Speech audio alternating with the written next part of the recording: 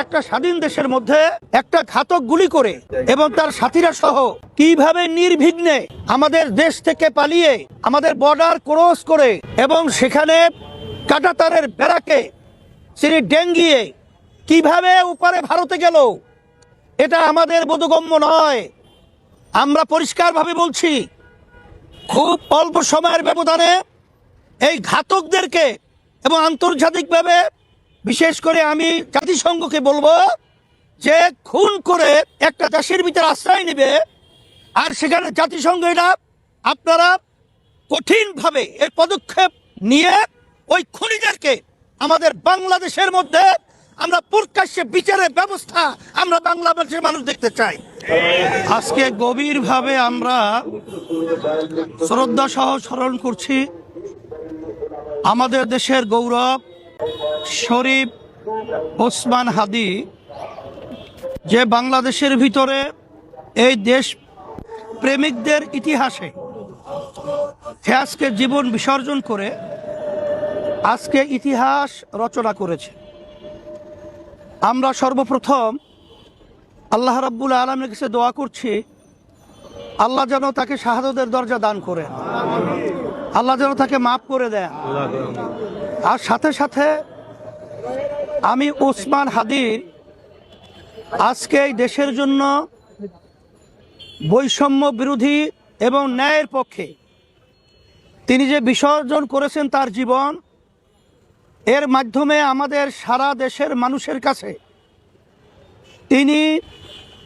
চিরজীবন ইতিহাস হয়ে থাকবেন এবং দেশ প্রেম তার মাধ্যমে আমাদের মধ্যে যেটা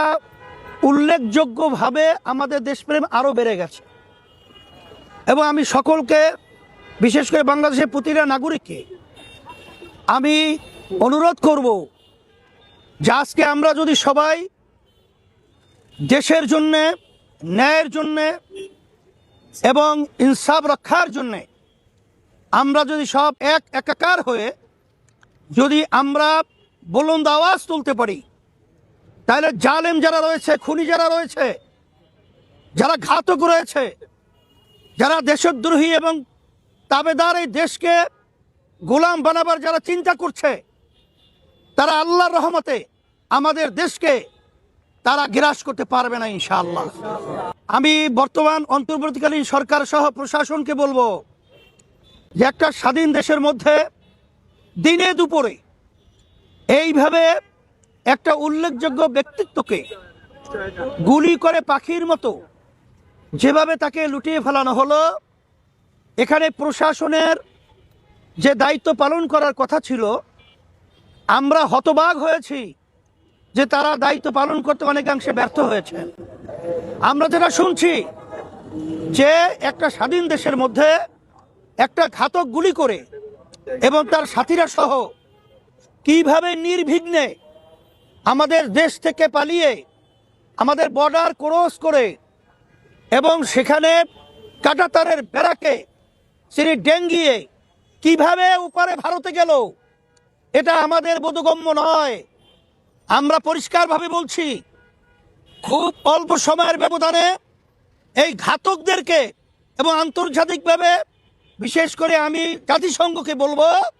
যে খুন করে একটা দেশের ভিতরে আশ্রয় নেবে আর সেখানে জাতিসংঘ এটা আপনারা কঠিনভাবে এর পদক্ষেপ নিয়ে ওই খুনিদেরকে আমাদের বাংলাদেশের মধ্যে আমরা প্রকাশ্যে বিচারের ব্যবস্থা আমরা বাংলাদেশের মানুষ দেখতে চাই। সাথে সাথে আমি সাংবাদিক বন্ধুদেরকে বলবো এবং সমস্ত বাংলাদেশের মানুষকে বলবো, আসেন আমরা সব একাকার হয়ে হুব্বুল ওয়াতান মিনাল ঈমান, দেশের মহব্বত ঈমানের একটা অংশ হিসাবে আমরা সবাই যদি একত্রিত হয়ে আজকে দেশকে রক্ষার জন্যে, আজকে মানবতা রক্ষার জন্যে যদি আমরা অবস্থান করতে পারি, তাইলে যারা নাকি স্বার্থন্বেষী মহল রয়েছে তারা আমাদের দেশকে নিয়ে আল্লাহর রহমত আর ছিনিমিনি করতে পারবে না। আর আপনাদের সকলকে ধন্যবাদ জানাচ্ছি যে আজকে যেভাবে স্বতঃস্ফূর্তভাবে হাদির জানাজায় মানুষগুলো যেভাবে স্বতঃস্ফূর্ত উপস্থিত হয়েছে, এর মাধ্যমে জানান পরিষ্কার হয়ে গেছে যে এ দেশকে নিয়ে যারা ছিনিমিনি করতে চাবে তাদের এই হীন স্বার্থ আল্লাহর আমাদের বাস্তবায়ন হবে না ইনশাআল্লাহ। আমি সকলকে ধন্যবাদ জানিয়ে আবারও শেষবারের মতো হাদির জন্য দোয়া করছি, আল্লাহ যেন ওকে মাফ করে দেয় এবং শহীদের দরজা দান করেন।